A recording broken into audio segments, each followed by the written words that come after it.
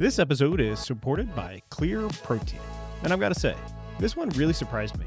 Most protein powders, thick, chalky, and you have to choke them down with some milk. Clear is totally different. It's a whey protein isolate that mixes clear in water. More like a sports drink than a heavy shake. You still get 20 grams of protein per serving with zero sugar, zero lactose, and none of that bloated feeling you get from traditional shakes. The flavors are actually good too. Strawberry watermelon and wild blue raspberry are my go-tos. It's been perfect for after workouts or even just that midday pick-me-up when you don't feel weighted down by food. And because you're a listener, you get 20% off your order, the best discount they offer anywhere. Just head over to Clear Protein and use code ZeroSignal at checkout. That's clear with a K, clearprotein.com, code ZeroSignal.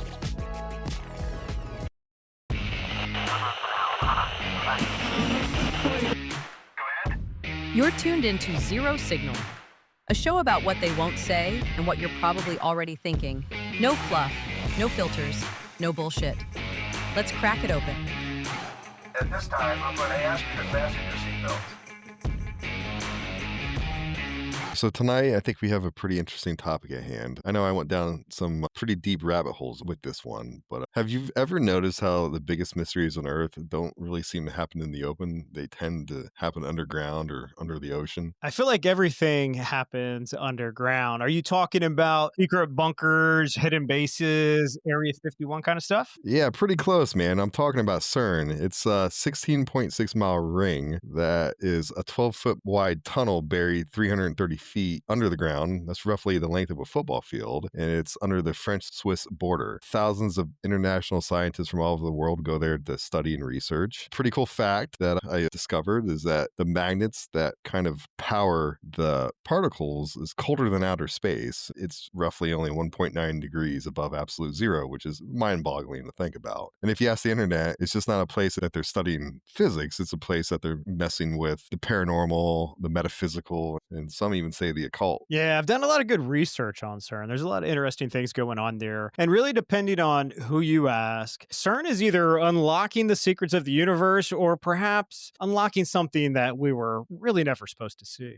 Yeah. Like portals, timeline shifts. Some even claim that we're rebuilding the Tower of Babel. Also, interesting fact, people swear that when CERN was powered up in 2012, something shifted, like the reality kind of glitched, like we went through an alternate dimension. Ooh, I love the Mandela Effect crowd. It's like experiencing something for the first time, yet you feel like you swear you've seen it multiple different times. So like that logo used to look way different, even though it was just introduced today, and you're like, wow, I've seen this before. But, that crowd's pretty interesting, and the theory is pretty interesting as well. Yeah, there's definitely some pretty interesting things that I personally remember that when you look back at the internet archives, it's not what you thought it was. But here's the thing. Even the scientists admit that they're smashing particles together to recreate the instant after the Big Bang. So what if something happened in that moment, like a microscopic explosion that really opened doorways to a parallel dimension, or I think the scarier option, like the doorway to a place that have so not nice spirits or fallen angels in it? Yeah, it's always a good question. Is a doorway to what? To heaven, to perhaps to hell, or maybe even another universe? And that's the question we'll explore tonight. And tonight, we're going to walk through it. We're going to go down these deep rabbit holes. And I think a good place to start was with the history of CERN. And if you want to take that away, go ahead, my friend. Yeah, I love to. CERN, or the European Organization for Nuclear Research, is the world's largest particle physics laboratory, which straddles the French-Swiss border near Geneva, Switzerland. Its mission is pretty simple, but audacious. Build the most powerful instruments human can make to study the tiniest particles of nature and the forces that kind of govern them. The centerpiece of this experiment is the Large Hadron Collider, or the LHC, which is a 27-kilometer circular tunnel where two proton beams are whipped to near light speed and steered into these head-on collisions. Those microscopic smash-ups briefly recreate early universe conditions so researchers can read what reality is really made of. In July of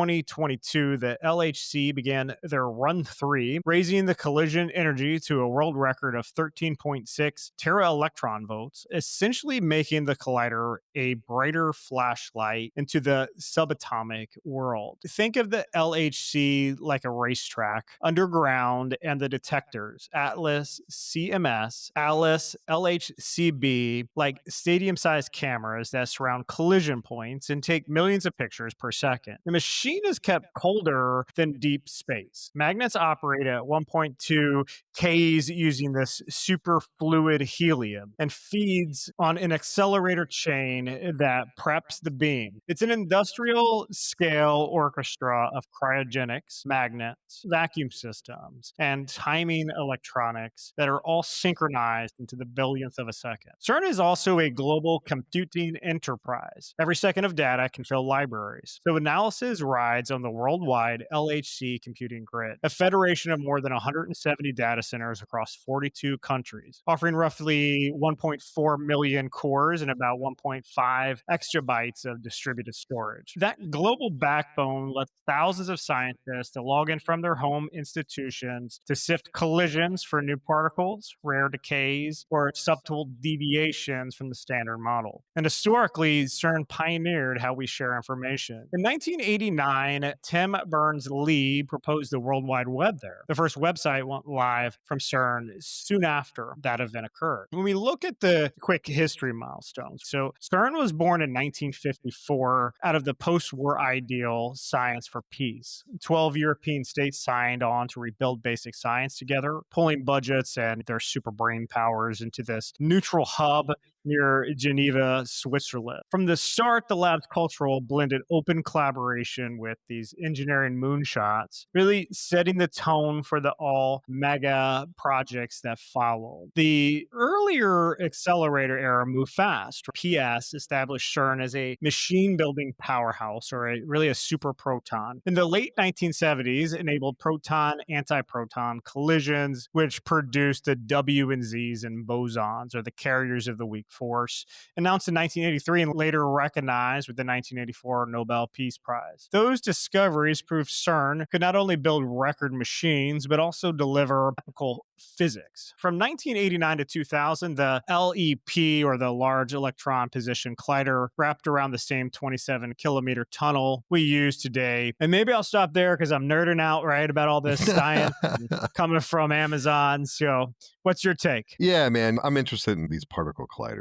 And another one that I find interesting, and we'll have to do a show on, is called Oak Ridge. So there's one out in Tennessee. Again, a lot of these particle colliders were developed roughly a decade after World War II. And the main purpose was just to study nuclear physics. A lot of them were used for post-war industrialization. Obviously, the arms race was a big deal. We were trying to outpace, particularly the Soviets. And so we did all this research to explore Einstein's theory of relativity. All in all, there's 30,000 plus particle accelerators. Most of them are used for medical or industrial use. I'm sure most of us here have unknowingly been inside of a particle accelerator for some of our medical testing. And I know industry uses them too, of all things like shrink wrap. There's some pretty interesting uses for these machines. But there's also a subcategory of roughly about 1,200. They're called cyclotrons, and they are mainly used for two things: isotope production and then some medical uses, mainly research. This is where it gets fun. So there's another 70 plus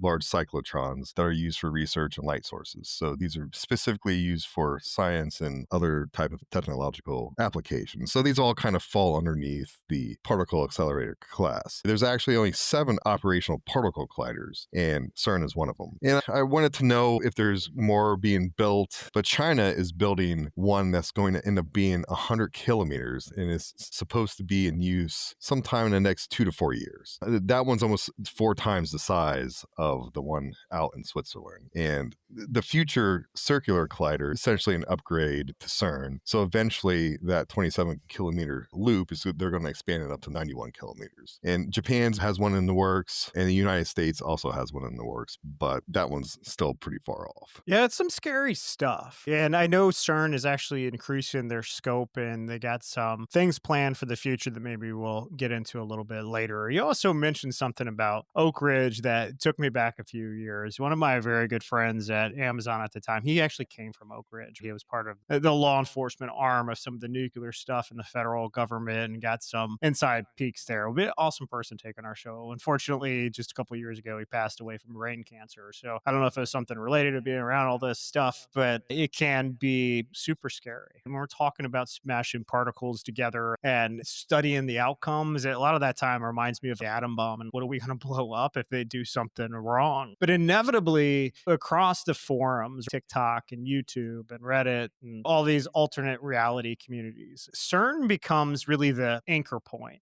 for these claim clusters. Some of the very high level stuff that I've heard about was dimensional portals and wormholes, occult symbolism and hidden rituals, reality glitches like we talked about with the Mandela Effect, time travel and reverse causation, world-ending black holes being created, and weather anomalies, and just all these global effects, and numerology and like these hidden codes that are in the CERN logo itself. And probably we'll go down a lot of these rabbit holes and talk a little bit about them. But I just think there's so much science, and this has been going on for so long, and it's under a major city in Geneva where they have these huge particle colliders that a lot of people, even though they hear a lot about it, they probably don't think a lot about it, what's going on underneath their feet. And it's very advanced stuff, and it's coming up with some really good stuff. Though the World Wide Web was later developed, core concept came out of here, was later developed by the federal government, and specifically like the cloud and data storage, it later evolved from it. But it's coming up with some really fascinating stuff, and they're studying things what they call the God particle,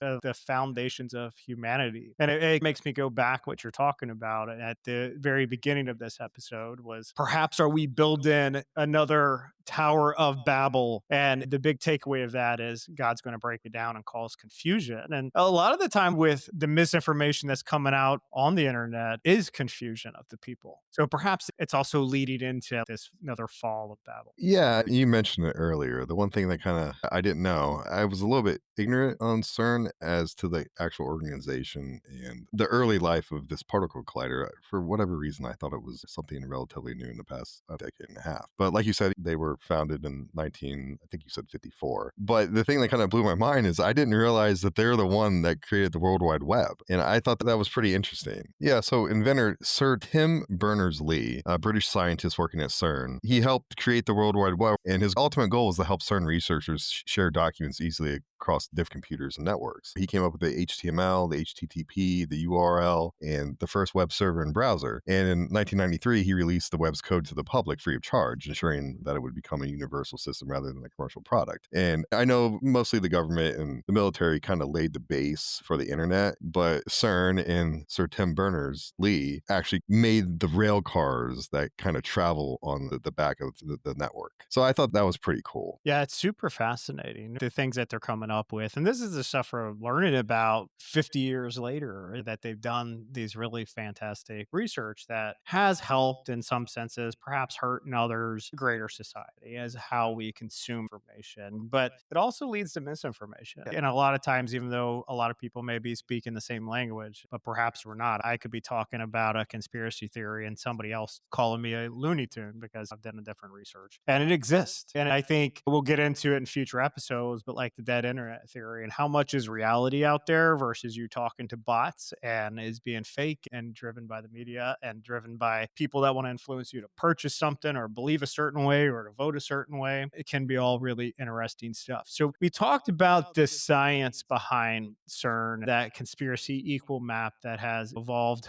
over the last dozen years or so. What is one of the theories that you think could actually be true with CERN? What's something we should be on our radar and be on the lookout for? Yeah, so So I think I think it's probably been completely disproven, but I still think it poses a concern. So this isn't Jay's take on what the collider is or isn't. This is some pretty significant scientists were afraid that when you smash these particles together, that you could create like a mini black hole, which could eventually consume the Earth and completely annihilate the planet. Back in this activation in 2008, doomsdayers flooded petitions and forums warning of an Earth-devouring black hole. The collider's proton collisions mimic the Big Bang conditions and could potentially bring singularities that eventually grow uncontrollably. There was actually a lawsuit brought by a Hawaiian resident named Walter Wagner. He sought to halt the operation, citing cosmic ray risk. He was concerned that it would eventually destroy the Earth despite the best intentions. The people at Cern do admit that black holes are created when some of these particles collide, but they last nanoseconds. Like they hit, they create a black hole, and then it dissipates pretty immediately. But some scientists are concerned that there's like a 1 in a million possibility that one time these particles are going to collide and it's going to create a black hole and eventually lead to a chain event that's going to create multiple black holes, which eventually turn into this one spiraling disk that sucks all the matter back into it. Yeah, I've heard that theory before. Some conjecture online states that in 2012, they actually did create a black hole that swallowed Earth. Then it turned everything that we're experiencing today into almost a simulation. So all those people that think life is just a simulation and nothing's reality, a lot of folks believe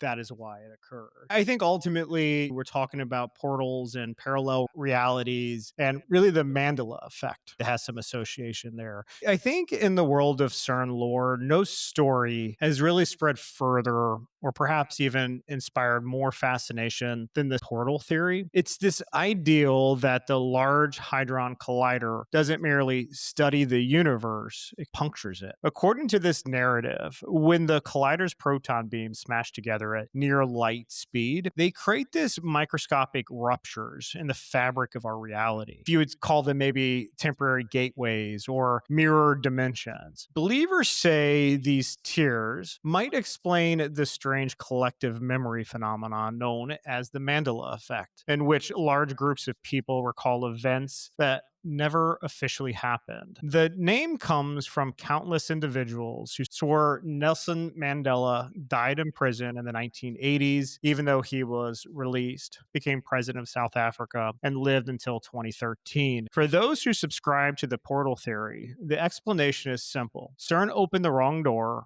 and reality slipped in. In the months leading up to the July 5th, 2022, the day CERN was scheduled to restart the collider for its third major run, known as Run 3, that ideal really erupted across social media. The hashtag CERN, hashtag Mandela Effect, and hashtag Parallel Universe really trended on TikTok and YouTube as creators posted countdown videos warning of coming reality shifts. Some predicted this like mass glitches in consciousness, while others framed their restart as this spiritual awakening. One self-described whistleblower claimed the collider had the power to open other dimensions and manipulate the weather, calling it a weapon disguised as a scientific project. Thousands of viewers really echoed that sentiment online in the comment sections, promising to record the moment the beam was activated. Many described that day as this global threshold, the instance humanity would unknowingly cross into another version of itself. At the heart of the excitement was this simple date and time, July 5th, 2022, when the LHC would be powered up to 3.6 trillion electron volts, the highest energy level ever achieved in human history. That machine, stretching 17 miles beneath the border of France and Switzerland, would smash particles together faster than any point before. For scientists, this was a triumph of engineering, of internal collaboration, marking the culminations of years of upgrades and maintenance. But those watching from the outside, it was something else entirely. A cosmic experiment, perhaps, with this metaphysical stakes. On forums and Discord channel, users speculated that the machine's energy output might pierce the veil between parallel universes. Some feared really the shift so subtle that no one would notice until it was absolutely too late. This untraceable slide into a near identical copy of our world. Others was romantic about it, calling the dawn of the fifth dimension or the vibrational awakening. Now, we know that Big day has arrived because we're talking several years in the past at this juncture. But some still conjecture that perhaps when they smashed these particles together back in July 5th of 2022, they created this giant black hole. And all this weird stuff that we experience today is part of a simulation, is part of the Mandela effect, that we slipped into this other dimension. Now, it seems a little far-fetched from my perspective, coming from a Christian worldview, but there's a lot of people that heavily believe that this occurred. Yeah, sometimes you remember the 2012 Mayan apocalypse, right? How it was the world was supposed to end sometime, I think in December. I can't remember. Everybody was freaking out about it, which is so stupid. The one thing that they tie into CERN is that the world did end on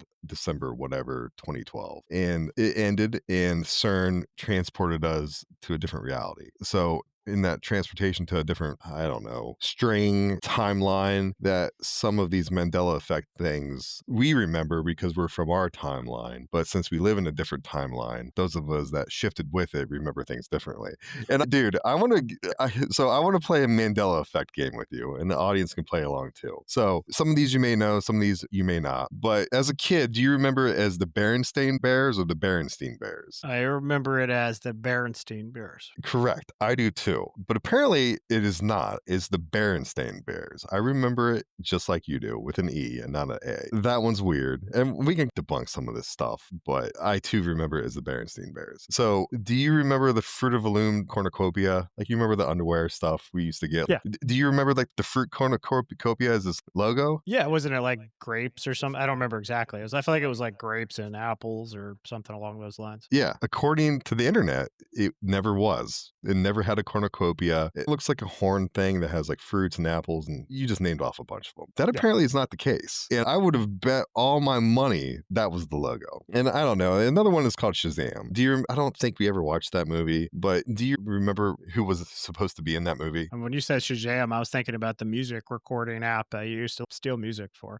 Yeah, but so lots of people remember a Sinbad. He used to be like a rapper back in like the 90s, being the main character in Shazam. But according to the internet, Shazam never existed, which I do vaguely remember Shaquille O'Neal being in some movie as a genie, but I also remember Sinbad being a genie. Again, something in my psyche, along with these other two examples, that I do remember, but apparently the Sinbad never was a genie on any movie. What it could be, though, as I'm thinking about that, I do remember Sinbad. He was in the cartoon movie that was very popular. It was like the genie in the bottle or something along those lines. That was a very popular movie cartoon when we were a kid. And perhaps like Fruit of the Loom is getting confused with Fruit Loops or something. I wonder if there's just some like these mistakes that are happening. Yeah. So what did Darth Vader say to Luke in Star Wars? Isn't it, Luke, I am your father? Yes, that's exactly how I remember it too. But the actual line, no, I am your father. Dude, I don't remember that ever. Like, No. It was always Luke, I am your father. Not no, I am your father. So again, another weird Mandela Effect thing. And I don't know, I'm sure we probably read this book or looked at it when we were kids in kindergarten or something. But you remember Curious George? Yeah. Did he have a tail or not? He's a monkey. Yeah, he had a tail. Yeah, I remember him having a tail too. And again, this could be one of those things where you're just thinking with your logical brain, like the animal's a monkey, of course it has a tail. But in the books, he never had a tail. He was a tailless ape or tailless chimpanzee. And That's then, interesting. yeah, dude. So these all kind of blow your mind. So what did the Monopoly man wear? And we used to play Monopoly all the time with Mom and Dad. Do you remember if he wore something? Top hat and a monocle, right? Yeah. I remember it with a monocle too. Again, if you look up Monopoly on the internet today, he does not have a monocle. Is this blowing your mind? And I went through these earlier, and I went through them a couple of years ago when somebody else was like presenting this. And I was like, dude, come on, you're making this stuff up. But no, the Monopoly man never had a monocle. Wow. And was it Looney Tunes, Tunes, or Looney Tunes, Toons? I don't remember, but I'm going to go with Tunes, Toons. Exactly. Same thing I remember. Apparently it was tunes, like referring to music, not tunes as applying to cartoons. Like that one doesn't even make, if I was using my logical brain, even if I didn't remember, I would say, yeah, tunes, Toons. Because it's a cartoon. But no, it was Looney Tunes, as in Tunes, referring to music. Yeah, but that's 7 interesting kind of Mandela effects. And I think you and I agreed on every single one. The only one we don't remember is Shazam, because I really don't remember watching that movie. But I do remember Sinbad as a genie on some boat. And I don't know, man. These are the kind of the big 7. There's a bunch of other ones, like Nelson Mandela. There was a big thing where he died in prison. I don't remember him dying in prison. I remember him alive until he died of old age. I know he went to prison. But there's a big part of the population that remembers him dying in prison. And that's another big one that they kind of source as to evidence of the Mandela effect. Yeah, I talked about that one initially. When I was researching this stuff a while ago, I was like, yeah, he died in prison. And then it took me a minute to catch up and be like, no, actually, he lived. I watched some YouTuber that was traveling through South Africa and he visited his home and all these things. It's interesting. I just wonder if it's like this game of association. Like, you ever play like telephone tag where I tell you something, then you tell your wife, and then your wife tells somebody else. And by the time it gets to the very end, that story changes. Not completely, but there's facts that have changed or been exaggerated or replaced. I just wonder if there were so many of these brands back in the day that were ripping people off. Fruit of the Loom or Fruit Loops or what have you, that people just like routinely misassociate it with something else. I know as when we're younger, and heck, we even do it as adults. Like you said before, you're a cop, people misremember stuff pretty easily. You can go to a crime scene and interview 7 different people and get 7 different stories. But something like this, where you and I remember the same thing, I think imagery has a pretty significant effect on the human psyche. And like those kind of motifs and those pictures and the kind of branding tends to really ingrain itself in like your subconscious. And it's weird to me that say, something like Fruit of the Loom or even like the Monopoly Man, it's almost like at a certain point, do you argue was somehow a memory implanted in my brain? Because I would have bet if you went to a trivia game and you had to bet money, like I would like these are stupid questions. I'm going to bet $100 because I know I'm going to win. That's how ingrained it. And we can do a whole episode on debunking the Mandela effect, but this is some of the evidence people use to draw the conclusion that we shifted in reality. The interesting thing is like our kids, they're never going to remember anything about the Monopoly Man having a monocle or Curious George not having a tail because they weren't alive during the 80s and 90s. They wouldn't have experienced it. So they're just experiencing these kind of cultural motifs and this pop culture icons through the current day lens. If we were to talk to them, they would think we're lunatics. It would be an interesting case study of what like the millennials would remember or like different generations from us that what we grew up with, because they still make Curious George books. I don't know if they've changed the drawing since then. Kids still play Monopoly. Like it's still a famous game. I don't know if it's changed or altered over the years, if they've changed their imagery, but it'd be interesting to see what different generations will remember, or if you think that will tell if it's like a true association. Because a lot of times when I think of the Monopoly Man, I also think of Mr. Peanut, because that was like a popular character when we were kids as well. And they're both silly, goofy, and that you see these visuals of. And for some reason, in my mind, Mr. Peanut and Monopoly Man, even though I know one's a peanut, they look similar, and my brain just gets confused around it. So it's kind of interesting. Yeah, and it's also, I think about it and I try to logic it out in my brain. I wonder if at one point in time, if there was like a product run, like in the 80s or 90s, where maybe Fruit of the Loom for 3 or 4 months had the cornucopia, or the Monopoly Man had a monocle for a special edition. And for whatever reason, that's the one that the kids,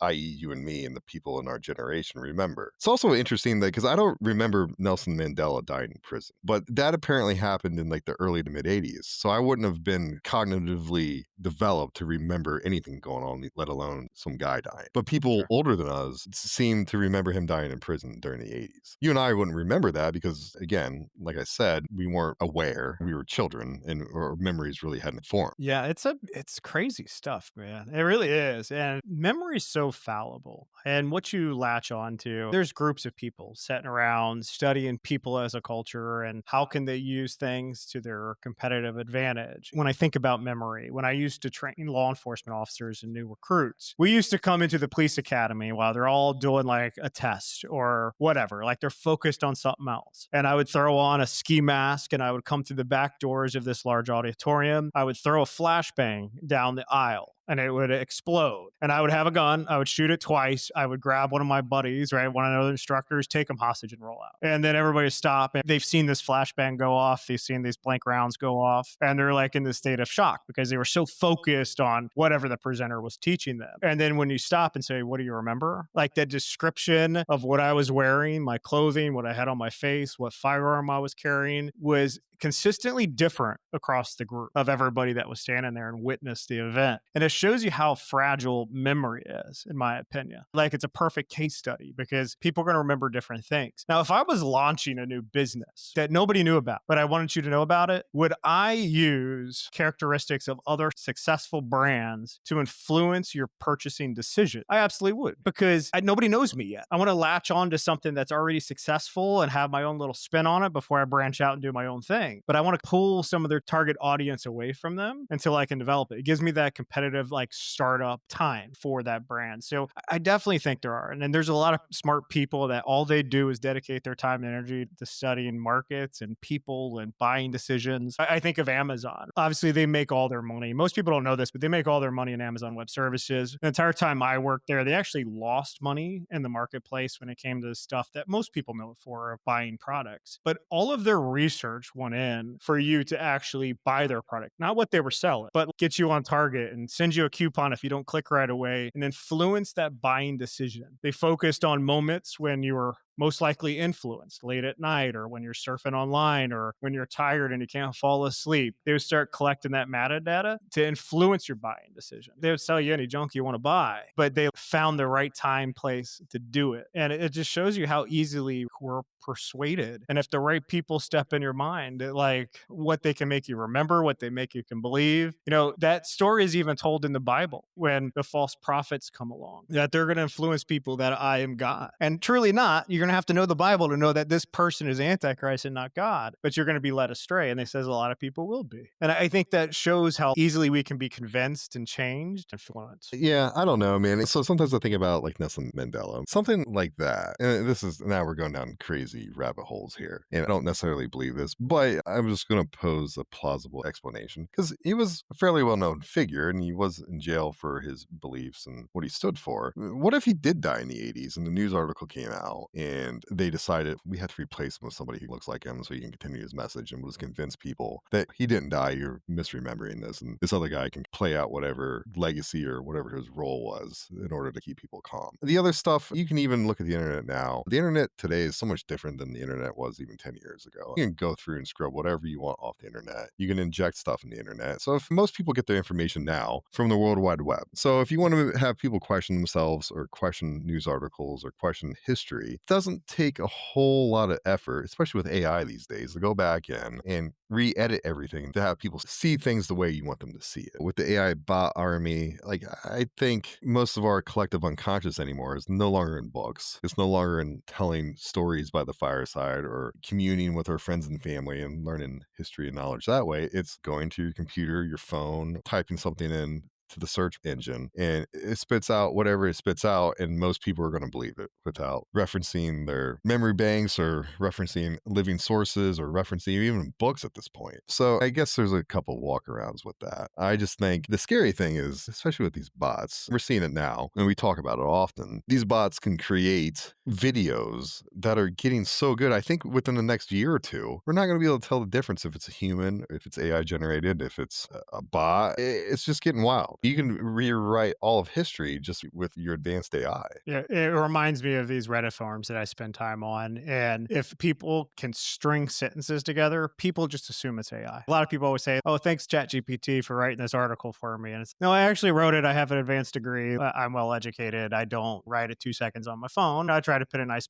piece together to educate folks. And it's, people are like, if anything's intelligent out there, I just assume AI wrote it, because the human now can only like misspell sentences and have broken grammar. And I think about the Nelson Mandela point that you made is there's 2 takeaways there. Could he be replaced to carry his message and influence the government and get presidency and does somebody look like? Absolutely. But the other one is that a lot of times a martyr is more influential than somebody that dies of old age. 100%. Right? 100%. So perhaps there was a series of things that people wanted you to believe, that he was martyred for the sacrifice for South Africa at that time. It's hard to kind of pinpoint. So we've talked a lot about the Mandela Effect. So if we get back to our story, 6 years before July of 2022, before the restart, the skies over Geneva became part of Cern's mythos. In June of 2016, a violent thunderstorm rolled across western Switzerland, throwing jagged bolts of lightning over the region and setting the evening sky ablaze with flashes of electric blue and deep violet. At that time, amateur photographers and commuters caught the spectacle on their cell phones. The twisting clouds, the symmetrical rings, and lightning that seemed to kind of branch upward rather than down. Within hours, those photos were online, and by the next morning, they had gone viral with captions like, "What portal did Cern just open?" Conspiracy forums and YouTube channels seized on that image almost immediately. Many connected them to the experiment known as Awake, which had recently been in the news for its use of proton-driven plasma waves, language that sounded to the public ear suspiciously like energy tunnels or particle shock waves. Videos emerged with titles such as the Cern Open Dimensional Gateway over Geneva and Portal Cloud Phenomenon Explained. Dramatic soundtracks were laid under the images, often zooming into like sections of the cloud where faces or vortex-like shapes appear to emerge. And commenters actually claimed to see eyes, serpents, even angel silhouettes, proof that argued that the collider's energy had interacted with the atmosphere in this kind of unnatural way. Over the following days, that imagery really spread beyond conspiracy circles into like our mainstream culture. Memes appeared on Twitter, pairing the storm's photos with quotes from Stranger Things or Doctor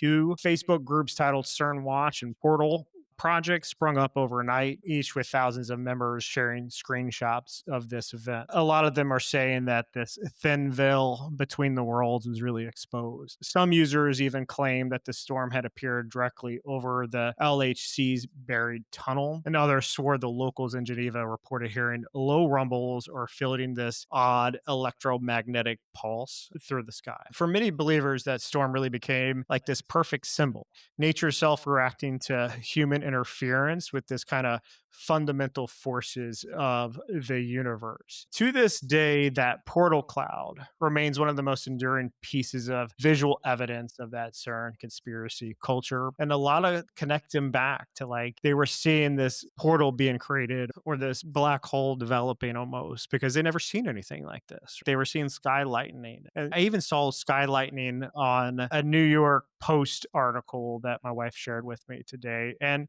it is an absolutely spectacular, beautiful thing that's really hard to pinpoint that it's a natural phenomenon, perhaps, but it looks supernatural when you witness it. And a lot of people connect that back to the black hole, which ultimately caused the Mandela Effect as well. So I thought that was interesting that we do see some conspiratorial evidence in reference to what we're talking about today and where people are talking about the veil being lifted or the world being altered because of something they're doing over there. I remember seeing, I think this is what you're talking about. They look like odd spirals in the sky. Is that what you're referring to, or is this something different? Yeah, a lot of photographs of that and just like this crazy lightning, and people even like saying that these weird cloud shapes were angel and demon shaped and eyes and all this weird stuff that was just in rapid succession. Yeah, I know every time one of those weird kind of spiral type things in the sky, people are always pointing to CERN or some of these other particle colliders. And like I said, there's 7 around the world. So it's interesting.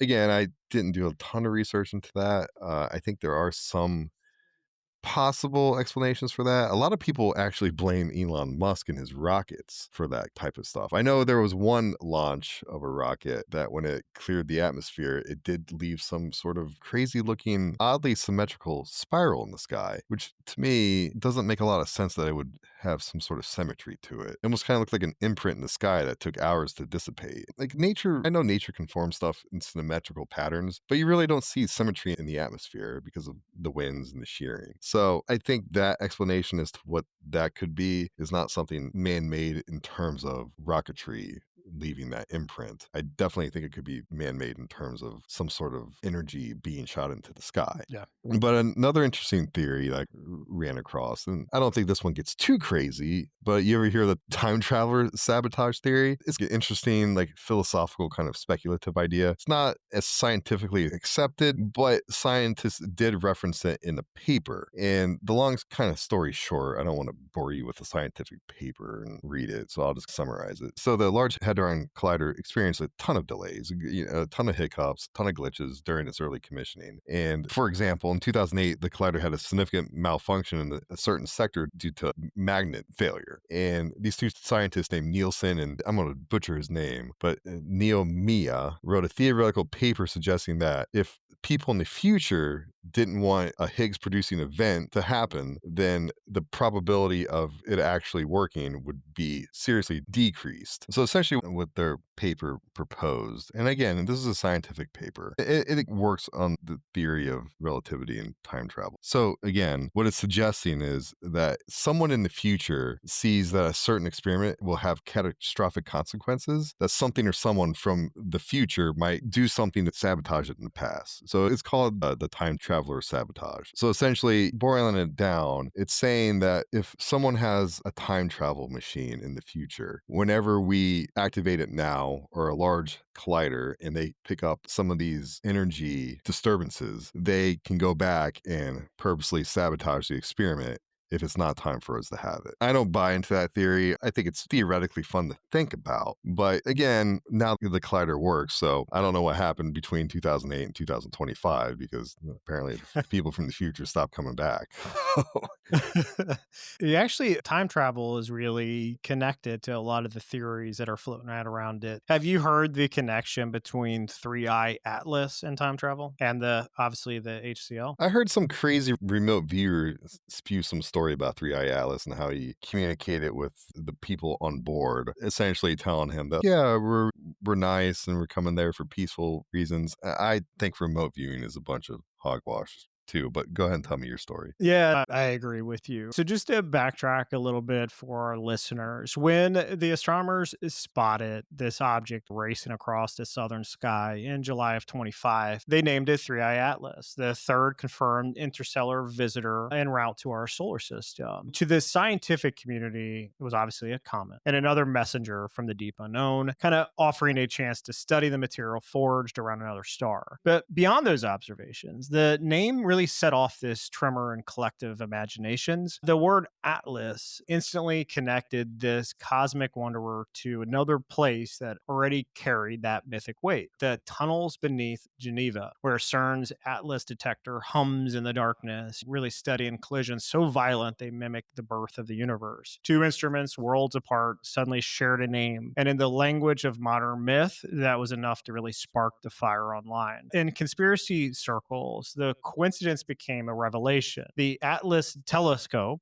that discovered the object looks upward, scanning for dangers from heavens. The Atlas detector at Cern looks downwards into the invisible architecture of matter. One surveys the infinite and the other recreates it. And then there was the number 3i, the third interstellar object. The number 3, already heavy with symbolic gravity in Cern folklore, run 3, the Trinity, the 3 circles of the collider. Now really echoed from space. For those inclined towards pattern and parallels were irresistible. A third visitor from the stars discovered by Atlas in the same year Cern's Atlas experiment prepared for new upgrades. As above, so below, the caption read. And the cosmic and the subterranean were really this dialogue again. Now, in the Reddit communities and on Twitter, what people were saying is they were obviously observing these consistencies with everything with the name of Atlas in it. And a lot of conjecture online stated that we're going to have this kind of impossible event that's going to occur late in 2025. And they connected it back to the Hadron Collider, creating this portal for time travel. And what they're thinking is that because of this portal, people were transported into the future. And now they know this horrible event's going to occur. And they're traveling back to our universe on this giant asteroid shaped spaceship to warn us about what's going to happen. And they start looking into this numerology and all this weird stuff. But I do find it ironic that it's Atlas in the sky, Atlas below, like rare phenomenon. It all seems pretty weird. I don't know that I buy it, that we're creating these parallel universes, though I think there's potential that when we get into Revelations that we could open this portal to hell. And I think we'll get into some of those more revelation heavy ideologies in a little bit. But I thought it was pretty interesting because you were talking about time travel, that they're connecting it to us that we're all seeing today and people are trying to study. Yeah, I think this is a kind of a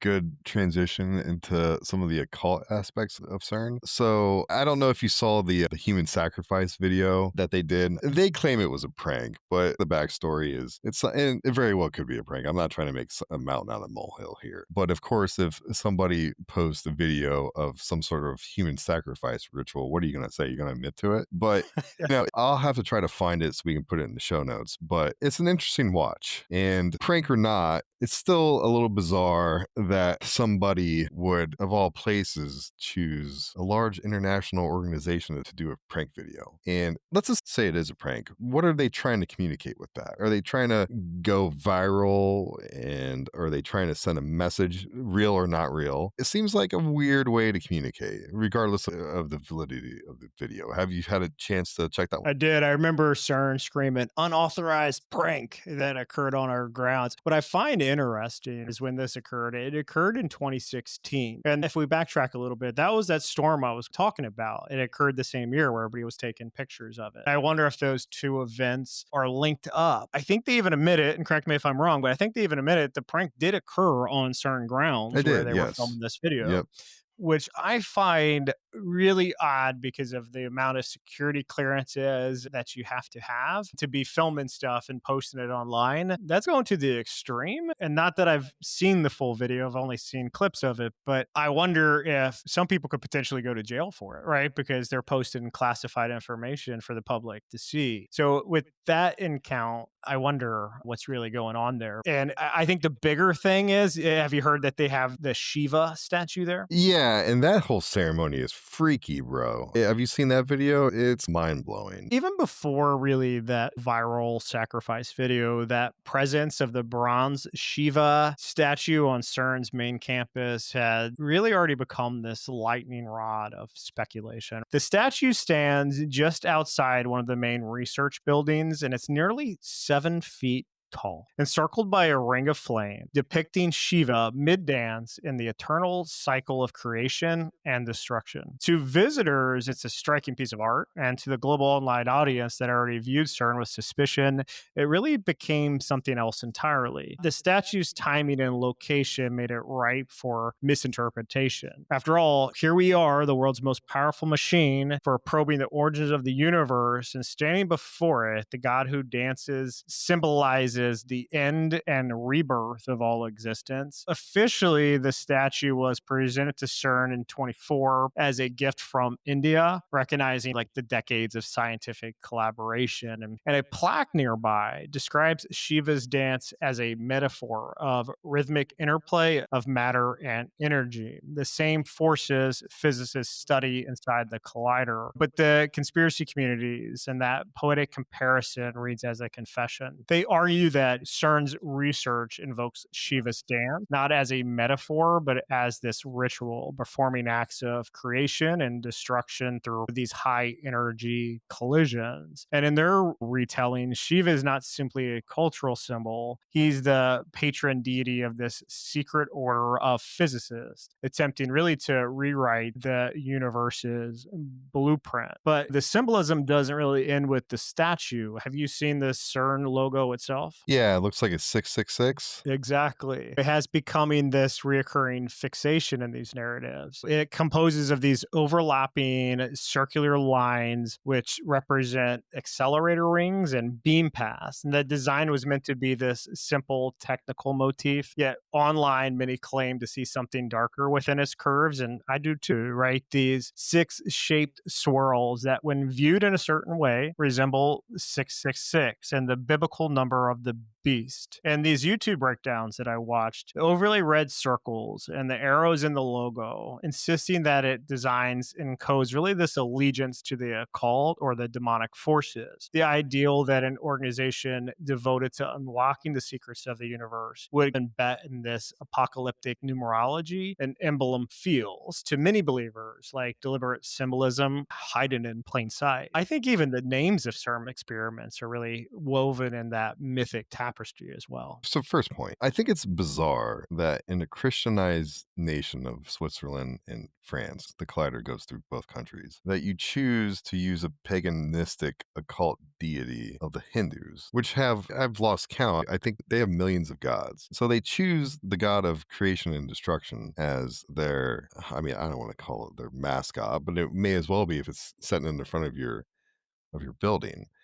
And if you watch the revealing of the statue, it looks like there's a ritual going on around the statue as they're revealing it. These people are in like hoods, like robes, like very occult looking type garb, and they're doing this very ritualistic dance around it. Like when I watched that video, my spirit was pinging on the radar of what the heck is this? It's a odd watch, but out of all the things you can put in front of your building, and a lot of these scientists claim to be agnostic or to be atheist. If you're not going to put something religious there that's not Christianized because of your region, wouldn't it make more sense to put something that's maybe, I don't know, secular, something that has nothing to do with any sort of deity? It's just really odd to me. And this kind of goes back in the past. A lot of scientists in the 1900s, a lot of them were occultists, like Jack Parsons, the head of the Jet Propulsion Labs, big occultist, follower of Aleister Crowley. I think he actually co-wrote a book with the guy that founded Scientology, L. Ron Hubbard. And a ton of scientists back in that era were big believers of Gnosticism and the occult. Like they don't want you to believe it. They want you not to believe in anything. They don't want you to believe in Jesus. They don't want you to believe in God. But in the back, a lot of their theories and a lot of their practices were shrouded in mystery, and they were obsessed with the occult. Like Jack Parsons was obsessed with summoning an entity. And this is the guy leading a rocketry program. And I don't think that's really changed any different today. I think a lot of these schools that you go to, I think once you get up to the higher level, you get to like your master's and your doctorate, and you go through that second tier, third tier education system. I think they reveal a lot of the more spiritual mysteries, and they guide you down a different path. I think Carl Jung, one of the big psychotherapists of the 18th and 19th century, he claimed that 80% of your thoughts aren't from you. They're from outside entities. And I just think it harkens back to this whole spiritual warfare thing. We're always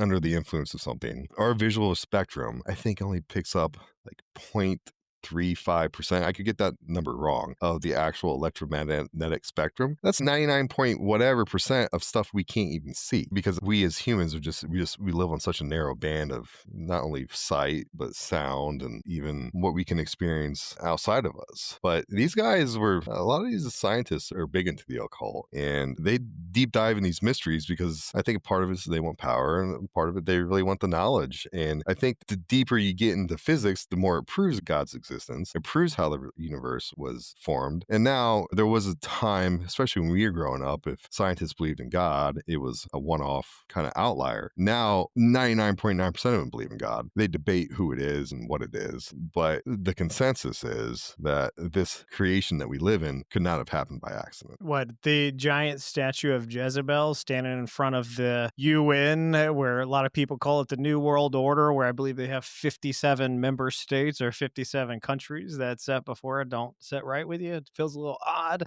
Well, look at the Statue of Liberty. Yeah. They try to tell you it's a woman. It looks like a very androgynous face. You can't really tell the body structure because it's draped in a robe. It's a replication of Lucifer the Light Bearer, like torch in the air. Around one of his feet, there's a broken shackle. It doesn't look like a woman to me. When I was little, I just accepted that's a strange looking woman. But the more you look at it, the more it looks like a dude. And I think it's a statue made in homage to the evil one. Yeah, it's always interesting to me because I've had a lot of conversations, and at the end of the day, we all believe in miracles. No matter who you are, you believe in some type of miracle. The agnostics and those with no faith, they still believe in one miracle, the Big Bang. That a Big Bang occurred, and all of a sudden, somehow we got all this stuff on Earth with organic life and humans and animals and trees and water and air. And it's rare because obviously we haven't discovered it ever again. And I almost wonder, like, it must take more faith to believe in that garbage than it does just Jesus, because now we're talking about somebody that sacrificed their life for you, that built a kingdom, that this is by design. And I think from a rational perspective, it's easier to believe than just one miracle occurring randomly. And I remember talking to some friends that weren't Christians and had no faith, and they go, but what if you're wrong? Well, then I'm in the same damn boat you already are, right? I'm not going to know that I'm dead, and that'll be it. I will know I'm wrong. But until then, I will live a good life because I'm trying my best to follow the teachings of Jesus. And if I'm right, and which I believe I am, then I'm in a whole lot better place, right? At the end of times, because I'm going to go to the kingdom of heaven and not fall down to the kingdom of hell. Yeah, these statues and idols that we set up before ourselves are always weird. It's like the bowl of Baal, right? That people worshipped. And I don't know, it sets a little bit uneasy with me. And I've wondered that for perhaps 20 or 30 years about the UN. A lot of people called it the New World Order, or they thought it was going to be the New World Order at that time. And a lot of people were scared of it. Yeah, so I know there's been some pretty, I use this term loosely, outlandish conspiracy theories about one of the main reasons that CERN was created was to open the door to the abyss. So essentially, what people claim is that through smashing these particles together, they can open a door to unleash the 200 fallen angels out of the abyss that God locked down after the flood. They got to get out somehow, because according to the Bible, once the Euphrates River dries up, and I don't think CERN's going to let them in, I really think there's prophecy that has to happen before they are unleashed. And the Euphrates is getting pretty low, which is scary, but there are physical, natural signs that have to happen before that's allowed. But it doesn't mean that they can't, again, we're getting fantastical and conspiratorial here, but you can draw the conclusion that just because they can't let them out doesn't mean they can't communicate with them. Yeah, no, it's a good point. And I think a lot of it comes down to antimatter, that kind of strange mirror version of the ordinary matter that annihilates upon contact with its opposite. And what I found in my research is in physics, antimatter isn't perhaps evil or spiritual. It's simply a matter when reverse charged. And the online imagination has become really this symbol of the ultimate forbidden energy, or the literal power of destruction harnessed by scientists who may or perhaps may not fully understand that what they're playing with.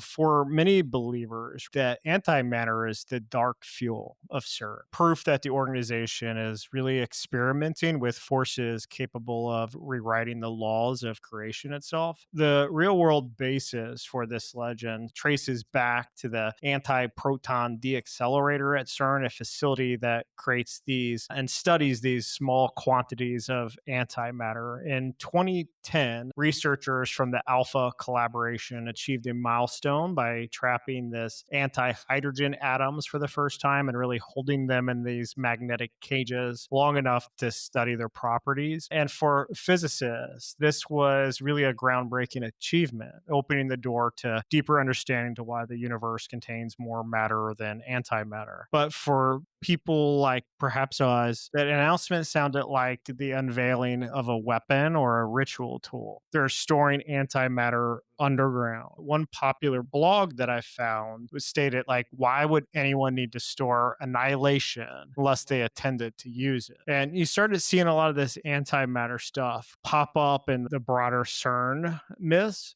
Some claimed it was stockpiled as this form of energy source for dimensional travel or this interdimensional beings. Others said it was connected to biblical prophecy, an inversion of creation energy that could bring about the apocalypse. Theologians with kind of the conspiratorial bent began drawing parallels between CERN's antimatter experiments and referencing the bottomless pit in the book of Revelations. And on YouTube videos that I found with titles like CERN Playing God with the Power of Angels and Demons, and it racked up millions of views, arguing that antimatter was the spiritual energy, the essence of angels that had fallen from grace and now being resurrected through this technology. The myth really deepened when quotes attributed to scientists paired with, dramatic imagery, vials of glowing plasma, stormy skies, the Shiva statue that we talked about, all spinning under these kind of like strobe lights. And some creators suggested that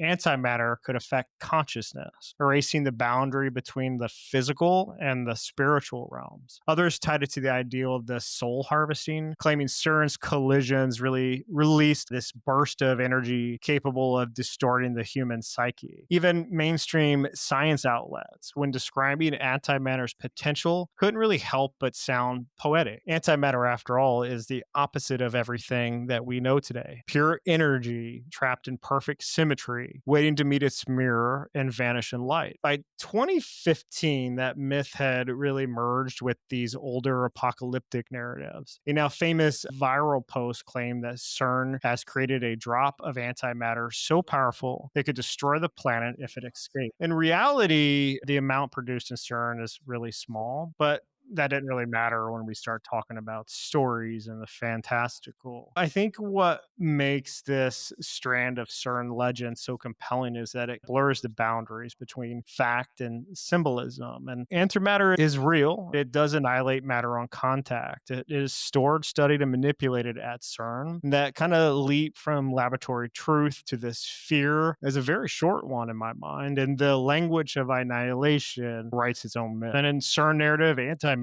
becomes the ultimate kind of metaphor between these two worlds and what we're seeing and these portals. So scary stuff. Yeah, I think we'd be a bit remiss if we didn't talk about some of the whistleblowers. So the most prominent whistleblower is cited as Dr. Astrid Stuckelberger. So this person was a UN WHO consultant with over 30 years of international health policy experience. They conducted interviews between 2022 and 2025. She claims to have dined privately with two unnamed CERN physicists, Portugal, who confided in her about a secret radionuclear program beneath CERN. According to her, they described a physical portal or door at CERN's base. It was only accessible via subatomic experiences through which beings from other dimensions entered our world and exited our world. She alleges there are 17 different dimensions of reality accessed via the LHC's boson experiments, and these entities have manifested twice. Once an entity emerged and sat at the table during a meeting. The second time, it came out and took a scarf from a participant before vanishing. So apparently this thing was cold in hell. I don't know. But Stuckelberg kind of frames this as part of a covert nuclear weapons program, warning of risks like hell on earth from antimatter or strangulate production, and ties this to global control agendas. So interesting story. This isn't your run-of-the-mill person on X or Instagram making these outlandish claims. This, obviously, she's a doctor, and with 30 years of experience with the UN and WHO, gives us some credibility in my mind. Again, interesting story. I don't know why you'd risk your reputation to bring that out there if you didn't think it was true yourself, whether or not the people you're interviewing are messing with you or not. Their names weren't given. There's also another interesting fella named Anthony Patch. He's a self-described researcher and author on biblical prophecy and quantum physics. Patch claims CERN now admits to communicating with entities from the other side via portals. Obviously, this is denied by CERN, but he links this kind of transhumanism and time prophecies, alleging that the collider summons Lovecraftian great old ones rather than demons. What that means, I don't know. And he, again, in 2025 of this year, he connects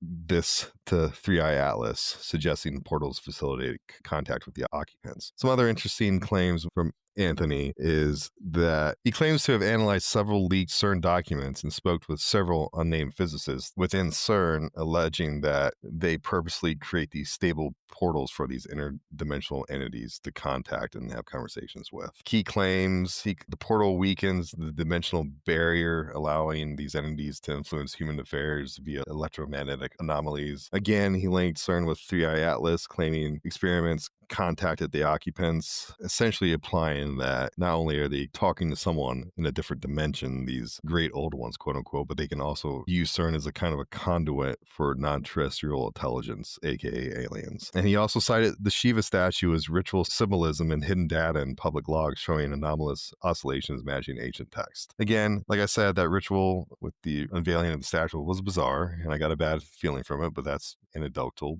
And there are several anonymous CERN employees who, again, this points back to Project Bluebeam. And again, there are several of them claiming to be former CERN technicians, and they're warning of something they call a post-portal Project Bluebeam operation. This whistleblower, though unnamed, alleges CERN's LHC has already opened temporary portals, allowing ghost-like entities, 4 to 6 foot tall, mostly shadowy forms, to briefly manifest during high-energy runs. And these were apparently, according to them, captured captured on internal cameras but suppressed. These entities allegedly taught scientists hologram tech to stage a global alien invasion using drones and sky projections, and the ultimate goal, like with Project Bluebeam, is global control, one world government, and depopulation. Interesting that Project Bluebeam falls back into this circle of conspiracy love.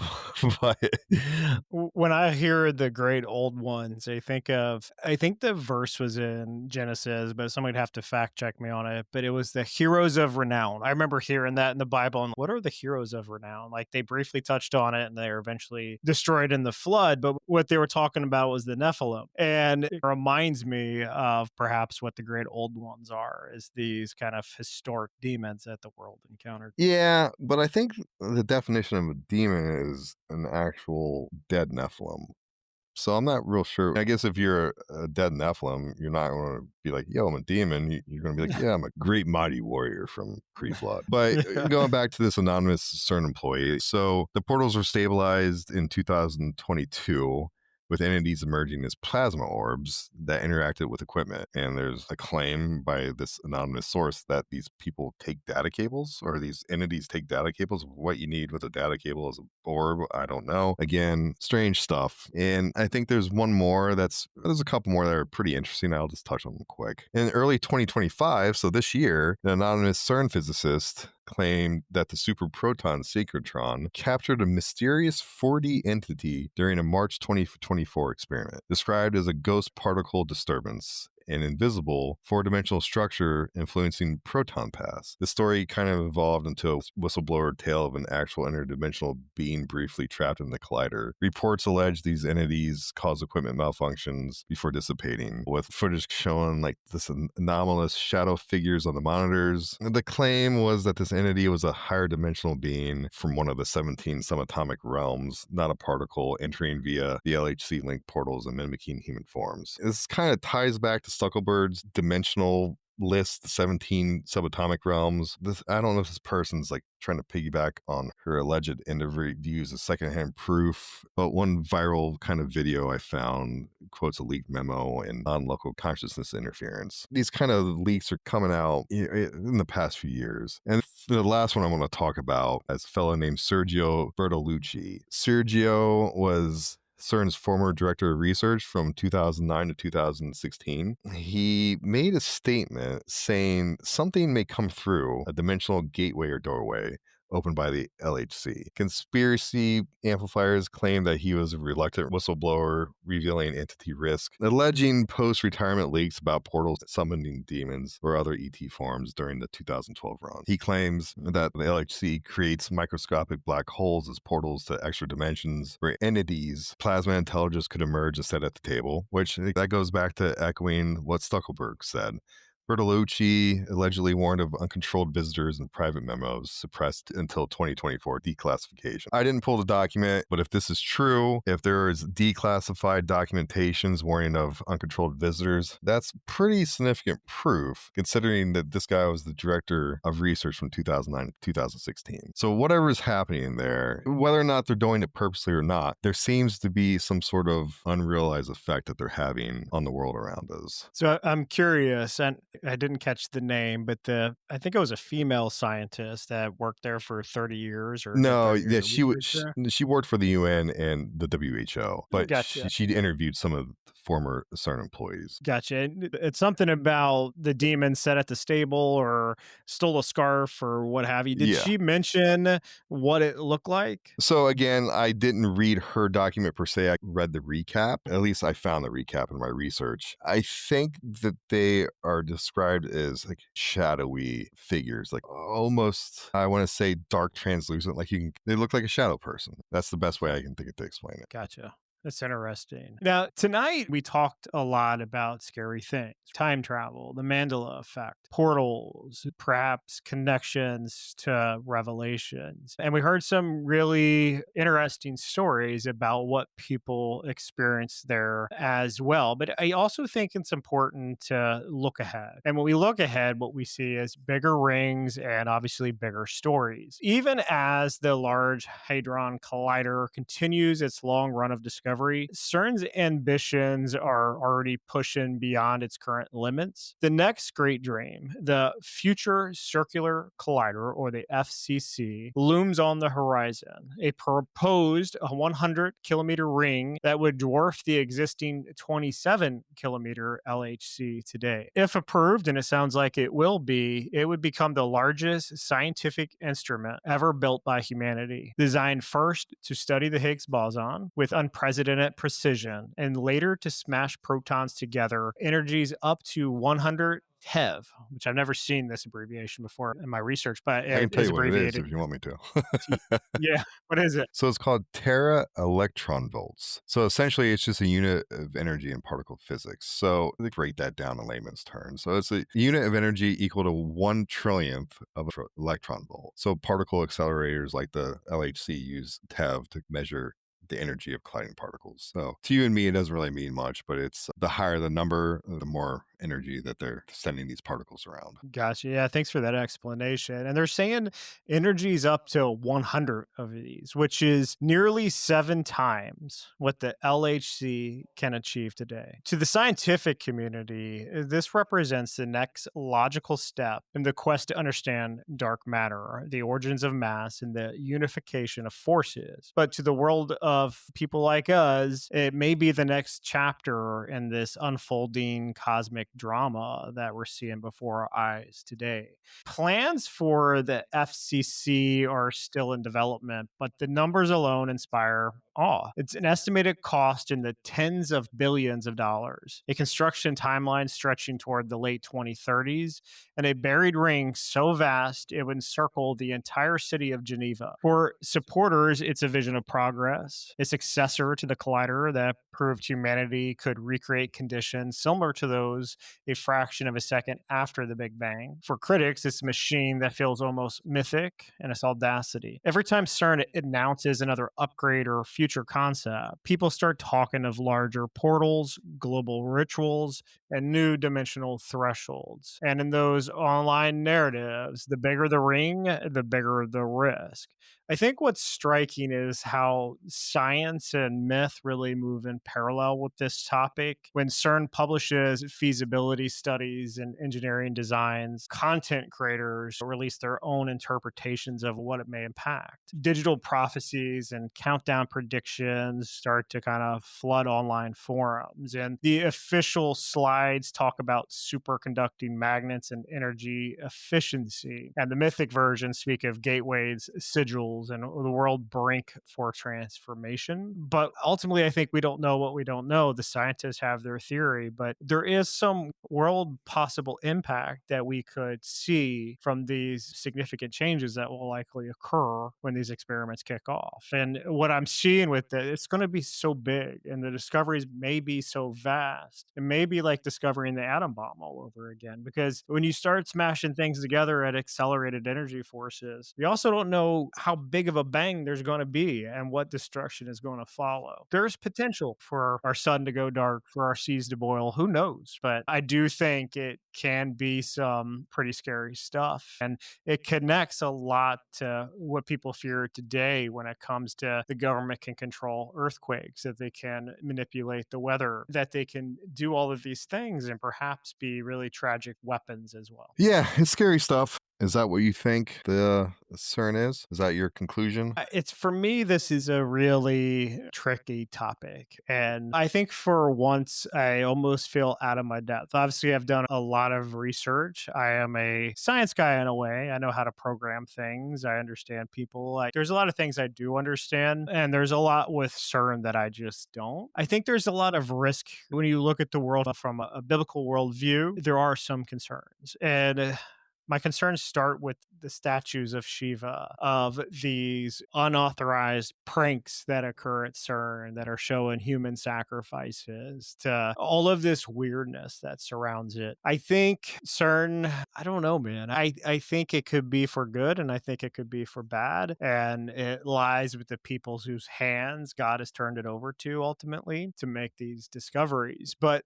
I do think it can also be a weapon. And especially as we watch our world get closer and closer to World War III as we start to see countries that are going to war with each other, as we hear rumors of wars and wars, as is quoted in Revelations. I think it may be prioritized of how we can, A, protect ourselves or go on the offensive. So I do think it has strategic weapon capabilities along with studying. And I do think it could possibly learn how to harness earthquakes and shifting tectonic plates and create natural man-made disasters in another realm of possibility. So I think we have to be careful. One of the things that you read about is a lot of the numerology. I don't put a lot of faith in numerology. God talks about it kind of some in the Bible, like seven's his kind of number and the devil is 666. But numerology and a lot of these conspirator forums go a little bit deeper. They connect it to the World Wide Web. Without going down a tangent of why they connected to the World Wide Web, what we do know about it is that it's, in my opinion, a weapon of evil more than it is something for good. Yeah, obviously we use the internet every day. We're able to communicate. Me and you, we're in different states. We're able to have a podcast. But the amount of damage it is called is pretty irreversible. When you talk about addictions and pornography, to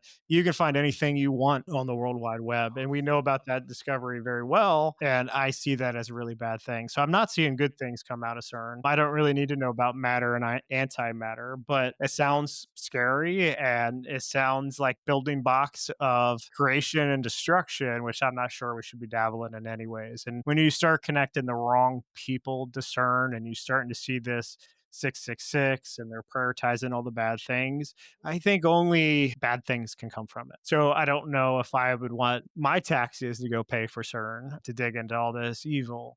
Perhaps maybe we should just give a little more money to the needy and take care of our own societies. Yeah. So what comes to mind to me is that it was said in the Bible at the end times that the end of the world, the end of creation, will be like the days of Noah. So I think, okay, let's think about the days of Noah. So we know the fallen angels came to earth, made it with women, and these angels taught man a lot of stuff that we have. So just looping this back around to CERN, I don't think it's outside of the realm of possibility that they are trying to contact something. Maybe they know what it is, maybe they don't, but trying to get information on how to build new advanced tech.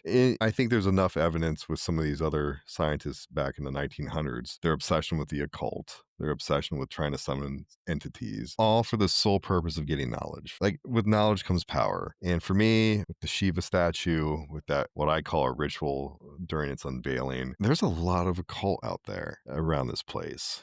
And with these stories, though unverified, with people that have credibility, with people who have worked there, passing the concerns and giving these testimonies of entities coming through these portals. And we talked about a couple setting down and just the concerns of legit scientists worrying about triggering a black hole event. We're playing with technology I don't think we really truly understand. And again, with anything else in life, I think there's plenty of scientists there that go, I just want to study physics, and that's all I do. Cool. But you get to a certain upper echelon who may know what it's really for, and who may use the naive scientists, use their data to propel their agenda. Do I think there's stuff coming through the portals? And this is we'll get into Oak Ridge. There's another podcaster named Tony Merkel of the Confessionals, and he's had guests on, or he knows, I don't know if he's had a guest on yet. I'll have to check that out. But there was some chatter of him having a guest on. He worked at Oak Ridge, and he said every time they turned the particle accelerator on, like entities would come out, like physical entities, and they would have to either kill them or try to get them to go back in, which I think 99 times out of 100, they would have to kill them. So I think they are summoning something. They're thinning the veil, and I think they want to because they want to get knowledge. Whether they think they're talking to demons, fallen angels, benevolent entities, aliens, I don't know. But I think